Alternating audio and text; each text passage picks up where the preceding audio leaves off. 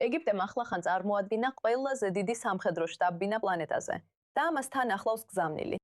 პრეზიდენტმა აბდელ ფათაჰ ელ-სისიმ შაბათს გახსნა ოქტაგონი, ხელოვნური ინტელექტით აღჭურვილი მასშტაბური სარლობის კომპლექსი კაიროს გარეუბანში, რომელიც პენტაგონსაც კი მოგზალებულად აჩენს.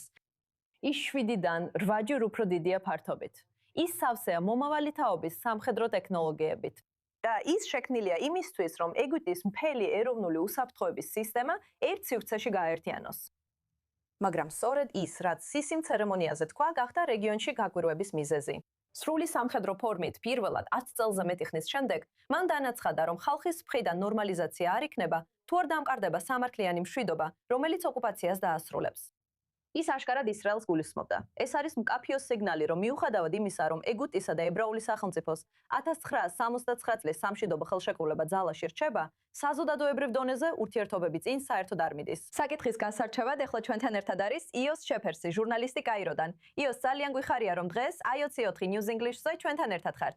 რა გზავნილს აგზავნის ეგვიპტე ამ ახალ ოქტაგონით? უნდა თქვა, რომ ამ სურათების ყურებაც კი საოცარია.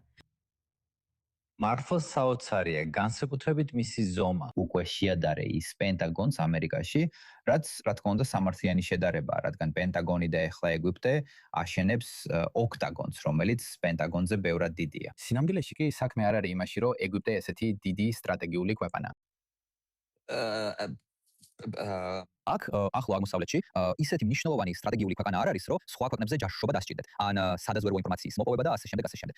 მაგრამ შეერთებული შტატების პენტაგონთან შედარებით აქ ეგვიპტეში და მესიას ხსნი, რადგან ყველა ეს დეტალი არ მახსოვს. ეს მხოლოდ თავდაცვის სამინისტრო არ არის, მათ ასევე აქვთ ამინდის პროგნოზის ცენტრი. ყველა სალანგებო ხაზს იქიდან მართავენ.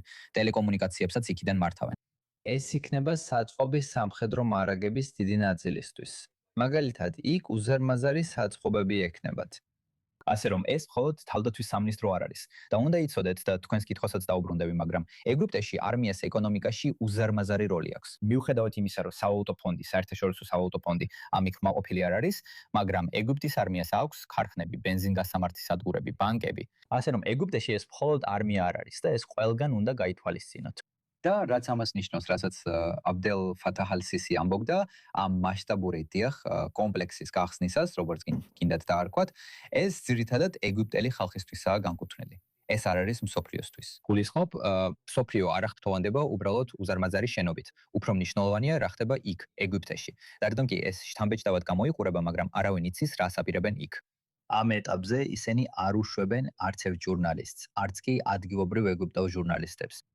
მაგრამ კი ეგვიპტეს ეს სჭირდება. სისი ამ გზავნილს ადგილობრივ მოსახლეობას წარუდგენდა. ის პალესტინის მხარეს დგას და იცის, რამდენად მნიშვნელოვანია ეს ეგვიპტელი ხალხისთვის. და ეგვიპტე რთულ პერიოდს გადის.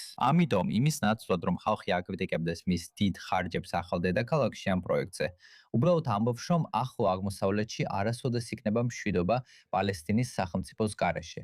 და ასე შემდეგ, ასე შემდეგ, ასე შემდეგ. გაიხსენეთ, რაც მან ადრე თქვა, მან თქვა, რომ ისრაელი ღაზის სექტორში სისტემურ გენოციდს ახორციელებს. ასე რომ დიახ, ეს გზავნილი განსაკუთრებით ეგვიპტელი ხალხისთვის იყო განკუთვნილი. როგორც მე თქვენს მხარეს ვარ, მაგრამ რეალურად ამბობს, ამაზე უზარმაზარი თანხა დავხარჯე, მოდი ამაზე არ გავამახვილოთ ყურადღება, გთხოვთ, ნუ გამაკრიტიკებთ, მე მხარს უჭერ პალესტინელებს, ზუსტად ისე როგორც თქვენ, ესე რომ მოდი უბრალოდ გავაგრძელოთ ცხოვრება.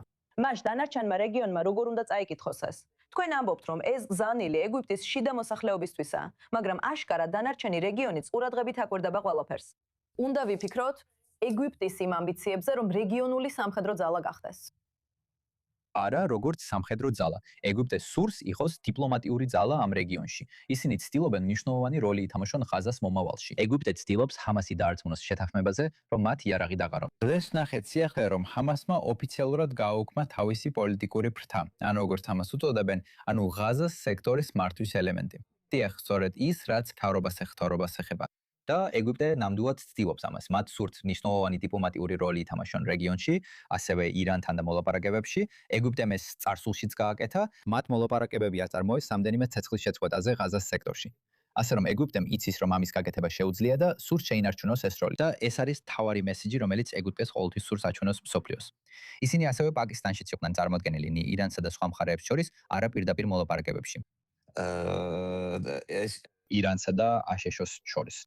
ხო, ეგვიპტე სურს, რომ რეგიონში მნიშვნელოვანი დიპლომატიური როლი ითამაშოს და სამხედრო თვალსაზრისითაც დიახ, მათ აქვთ ყველაზე დიდი არმია ახლო აღმოსავლეთში. და დიახ, ისინი ყოველწლიურად იღებენ 1.3 მილიარდ დოლარს აშშ-სგან, როგორც 1979 წლის სამშვიდობო ხელშეკრულების ნაწილის ისრაელთან.